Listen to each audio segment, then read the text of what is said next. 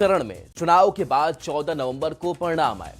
दोहरे शतक के साथ एनडीए ने शानदार जीत दर्ज कर सत्ता में वापसी की। 20 नवंबर को नई सरकार का शपथ ग्रहण हुआ। 21 नवंबर को विभागों का बंटवारा भी हो गया, यानी कह सकते हैं कि बिहार के विकास को लेकर सरकार तेजी से आगे बढ़ रही है। अब मंत्रियों के अपने अपने विभाग को संभालने की बारी है। इसके बाद 25 नवंबर को कैबिनेट की पहली बैठक होगी, जिसमें सरकार के विजन और विकास के काम को प्राथमिकता के आधार पर फैसले लिए जाएंगे।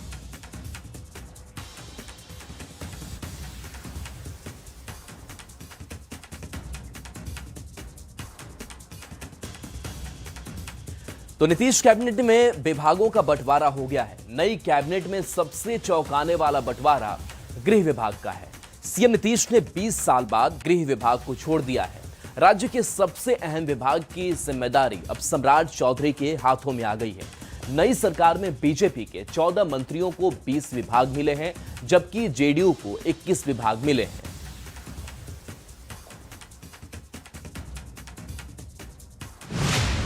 मैं नीतीश कुमार सत्यनिष्ठा से प्रतिज्ञान करता हूं। शपथ ग्रहण के ठीक एक दिन बाद बिहार में मंत्रियों के बीच विभागों का बंटवारा हो गया है। नई कैबिनेट में सबसे चौंकाने वाला बंटवारा गृह विभाग का है। बीजेपी को पहली बार सबसे अहम गृह विभाग मिला है। सीएम नीतीश कुमार ने इस बार गृह मंत्रालय छोड़ दिया है। नई कैबिनेट में सम्राट चौधरी गृह विभाग की जिम्मेदारी संभालेंगे। सम्राट के हाथों अब बिहार में कानून व्यवस्था और सुरक्षा की कमान होगी। सीएम नीतीश ने 20 साल से गृह विभाग अपने पास रखा था, लेकिन अब नीतीश ने इसे सम्राट चौधरी के हाथों सौंप दिया।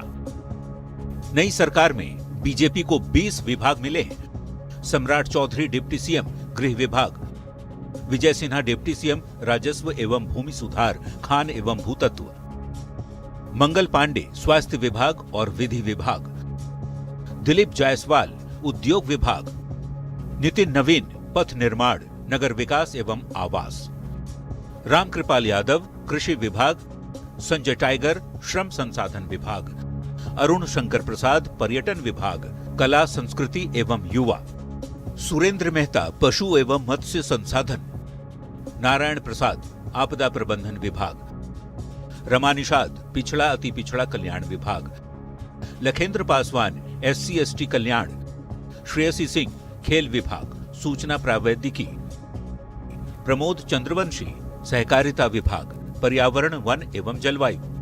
नई कैबिनेट में जेडीयू को भी 21 विभाग मिले हैं। विजय चौधरी जल संसाधन भवन निर्माण विभाग, विजेंद्र यादव ऊर्जा विभाग, वित्त विभाग, वाणिज्य कर, श्रवण कुमार ग्रामीण विकास परिवहन विभाग, सुनील कुमार शिक्षा विभाग, अशोक चौधरी ग्रामीण कार्य, लेशी सिंह खाद्य एवं उपभोक्ता संरक्षण, मदन सहनी समाज कल्याण, मोहम्मद जमा खान अल्पसंख्यक कल्याण। नई कैबिनेट में चिराग पासवान की LJPRB को 2 विभाग मिले। संजय कुमार पासवान गन्ना उद्योग विभाग के मंत्री बनाए गए। संजय कुमार सिंह लोक स्वास्थ्य अभियंत्रण विभाग के मंत्री बनाए गए हैं। हम से संतोष सुमन को लघु जल संसाधन विभाग की कमान मिली है। RLM से दीपक प्रकाश को पंचायती राज विभाग का जिम्मा मिला है। बिहार की नई कैबिनेट में मंत्रियों के बीच विभागों के बंटवारे में वरिष्ठ मंत्रियों के अनुभव और सोशल इंजीनियरिंग को ध्यान में रखा गया है। कई विभाग पुराने चेहरों के पास ही रखे गए, तो कई नए चेहरे को अहम विभाग भी मिले। इस बार नीतीश कैबिनेट में बड़ा बदलाव हुआ। 20 साल से मुख्यमंत्री ने गृह विभाग अपने पास रखा था, लेकिन इस सबसे अहम विभाग की जिम्मेदारी नीतीश ने अब सम्राट चौधरी को सौंप दी है। वहीं वित्त विभाग की जिम्मेदारी विजेंद्र यादव को मिली है। वित्त विभाग पहले बीजेपी के पास रहता था। नीतीश कुमार सामान्य प्रशासन सहित अन्य बचे हुए विभाग संभालेंगे। न्यूज 18 के लिए पटना से शैलेंद्र कुमार, रवि एस नारायण के साथ आनंद अमृतराज की रिपोर्ट। अब देखिए, सम्राट चौधरी को गृह विभाग की कमान मिली और कैबिनेट में यह सबसे चौंकाने वाला बंटवारा गृह विभाग का हुआ। सीएम नीतीश कुमार ने 20 साल से गृह विभाग को अपने पास रखा था, लेकिन अब नीतीश ने इसे सम्राट चौधरी के हाथों सौंप दिया। बीजेपी की पहली बार सबसे अहम मंत्रालय गृह विभाग मिला है। सीएम नीतीश कुमार ने इस बार गृह मंत्रालय यानी कि गृह विभाग को छोड़ दिया है। अब सम्राट चौधरी गृह विभाग की जिम्मेदारी संभालेंगे। सम्राट के हाथों अब कानून व्यवस्था और सुरक्षा की कमान होगी।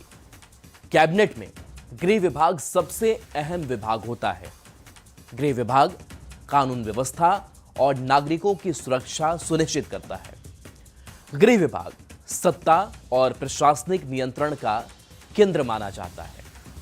इसके साथ साथ गृह विभाग किसी भी राज्य की रीढ़ की हड्डी मानी जाती है। गृह विभाग पुलिस प्रशासन और इसके साथ साथ सुरक्षा एजेंसियों का संचालन करता है। अपराध नियंत्रण, दंगे रोकना और शांति बनाए रखना इस विभाग की बड़ी जिम्मेदारी होती है।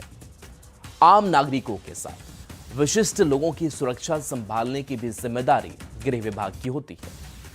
इसके साथ साथ गृह विभाग पुलिस और सुरक्षा बलों से जुड़ी नीतियों का निर्माण करता है। भारत सरकार के गृह मंत्रालय के साथ यह गृह विभाग समन्वय करता है। गृह विभाग इतना महत्वपूर्ण होता है कि सीएम खुद अपने पास रखा हुआ था इस विभाग को। हालांकि नीतीश कुमार ने 20 साल तक गृह विभाग अपने पास रखा, लेकिन अब नीतीश ने इसे सम्राट चौधरी के हाथों सौंप दिया है। चलिए बढ़ेंगे आगे। नई सरकार में विभागों के बंटवारे के बाद मंत्रियों ने खुशी जताई है। कृषि मंत्री बनने के बाद रामकृपाल यादव ने कहा कि सीएम नीतीश से मुलाकात हुई। रामकृपाल ने कहा कि बिहार के लोगों की भलाई के लिए काम करेंगे। तो पथ निर्माण मंत्री ने कहा कि सीएम नीतीश के विजन पर काम करेंगे। ग्रामीण विकास मंत्री श्रवण कुमार ने भी कुछ ऐसा ही बयान दिया। गया था उनसे आशीर्वाद प्राप्त करने के लिए, नई जिम्मेदारी भी दिया है उन्होंने।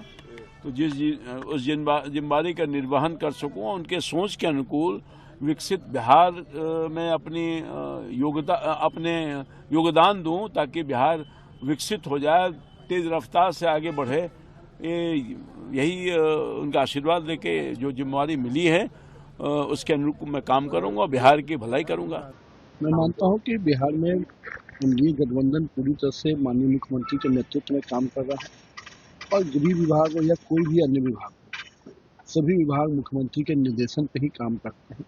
और हम लोग का पूरा प्रयास है कि मुख्यमंत्री जी ने जो भरोसा हम लोग पे किया है, हम लोग मुख्यमंत्री जी के उस भरोसे पे कैसे कायम रहे और मुख्यमंत्री जी के जो विजन है उस विजन को लेके कैसे आगे बढ़े, इसके दिशा में हम सभी मंत्री काम करेंगे। जो जवाबदेही मिली है उसका सही ढंग से, सही तरीके से, कानून के हिसाब से, नियम के हिसाब से उसका निर्वहन किया जाएगा और आवाम जनता के लिए जो भी सरकार में प्रोविजन है उसके लिए धरातल पर इन योजनाओं को उतारा जाएगा।